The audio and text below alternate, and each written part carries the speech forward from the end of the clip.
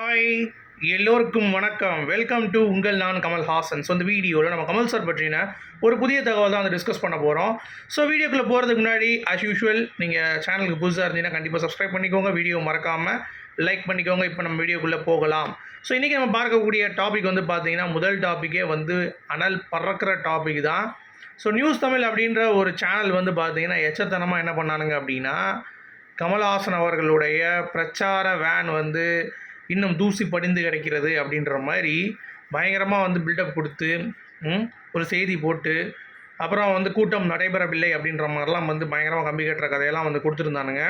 அதற்கு மக்கள் நீதி மையத்திலிருந்து வந்து பார்த்திங்கன்னா பயங்கரமான ஒரு விஷயம் வந்து நடந்துச்சு. அதாவது நாங்கள் அங்கே நடத்திட்டு தான் இருக்கோம், நீ எங்கடா போன அப்படின்ற மாதிரி வந்து கேட்டு அதற்காடைய டீட்டெயில் எல்லாத்தையும் வந்து பார்த்திங்கன்னா தெளிவாக வந்து பதிவு பண்ணிட்டாங்க. நாளைக்கு கமல் சார் வந்து ஈரோட்டில் பிரச்சாரம் பண்ண போகிறார் அப்படிங்கிறது உங்கள் எல்லாத்துக்குமே தெரிஞ்ச ஒரு விஷயம்தான்.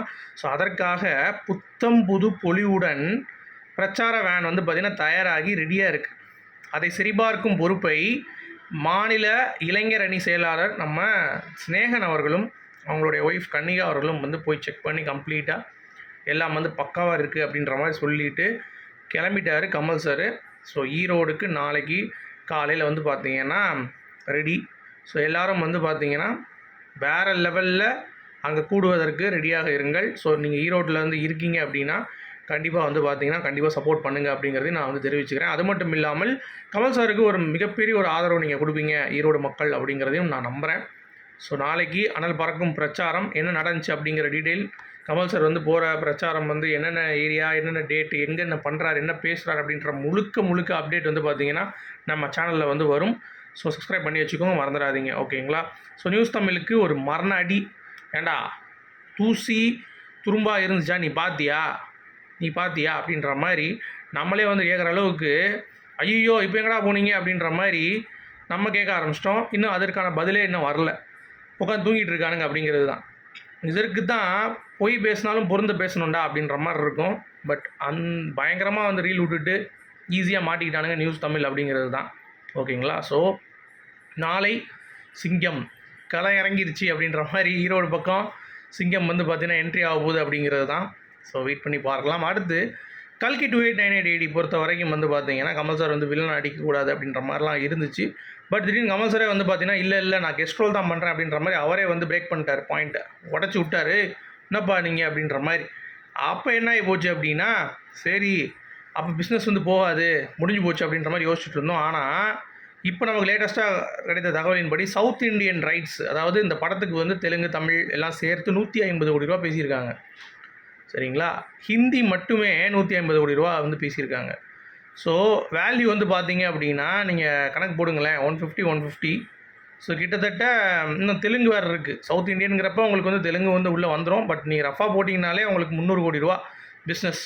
ஸோ நம்ம எதிர்பார்த்ததில் 50 கோடி அதிகமாக தான் இருக்குது. ஸோ கல்கிக்கு சரியான ஒரு ரேஞ்ச் வந்து இருக்குது அப்படிங்கிறது பார்க்க முடியுது. ஸோ செம அப்படிங்கிறது தான்.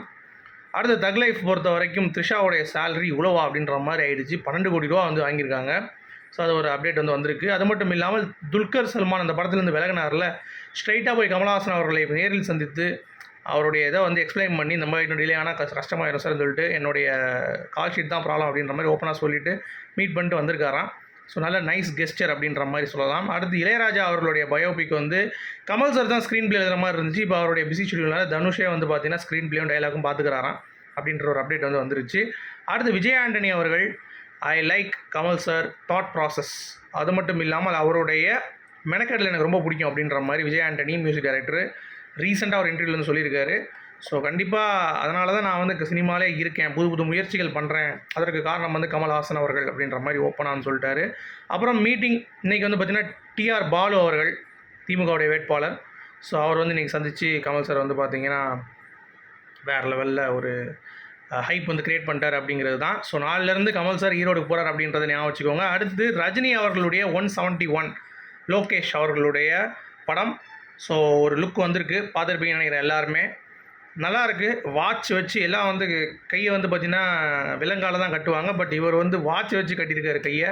லோகேஷ் ஏதோ புதுவாக யோசிச்சிருக்காருன்னு நினைக்கிறேன். ஆனால் இது வந்து ஸ்டாண்டலோன் ஃபிலிம் தான், நாட் கம்ஸ் அண்டர் எல்சியூ. அட போங்கடா எல்சியூன்னு இன்னமும் பெரிய மாறல் மாதிரி என்னத்தையோ கிழிச்சான்ற மாதிரி இருந்துச்சு. லியோ படத்தில் அந்தளவுக்கு யூஸ் பண்ணாதனால இப்போ வந்து இது ஸ்டாண்டர்ட் ஒன் ஃபிலிம் அப்படின்றதுனால இதுலேயும் வந்து பார்த்தீங்கன்னா பாத்தியா ரஜினி அவர்கள் எப்படி காட்டிட்டான், கமல் ரசிகனில் ஒழுங்காக எடுக்க மாட்டான், இந்த மாதிரி முடிச்சிட்டாங்க. அதே மாதிரி கமலஹாசன் அவர்கள் வந்து மிரண்டு போயிட்டாராம் இந்த போஸ்டரை பார்த்துட்டு. ரஜினியும் லோகேஷும் வந்து பார்த்தோன்னே மிரண்டு போயிட்டாராம் அப்படின்ற மாதிரிலாம் உருட்டிகிட்ருக்காங்க. டேய் என்ன பண்ணுறது, படம் அடுத்து ஓட மாட்டேது ரஜினிகாந்த் சார் அவர்களுக்கு. ஸோ அதனால் சரி கமல் சார் ரசிகர் நல்லா பண்ணுவான்றதுக்காக நம்பி கொடுக்குறாங்க. ஏன் ரஜினி ரசிகர் ஆனால் கார்த்திக் சுப்ராஜ் கொடுத்துருக்கலாம்ல, ஏன் கொடுக்கல அப்படின்ற கேள்வி இருக்குல்ல. ஸோ அதுதான் பாயிண்ட்டு. ஸோ வெயிட் பண்ணி பார்ப்போம் எப்படி வந்து இந்த படம் அமைய போகுது அப்படின்னு சொல்லிட்டு. ஸோ நான் அடுத்து ஏப்ரல் 22ஆம் நினைக்கிறேன் அந்த மூவியோடைய லான்ச் டீசரு. ஸோ வெயிட் பண்ணி பார்க்கலாம். உங்களுடைய கருத்துக்கு சொல்லுங்கள். மீண்டும் சந்திப்போம். Good bye.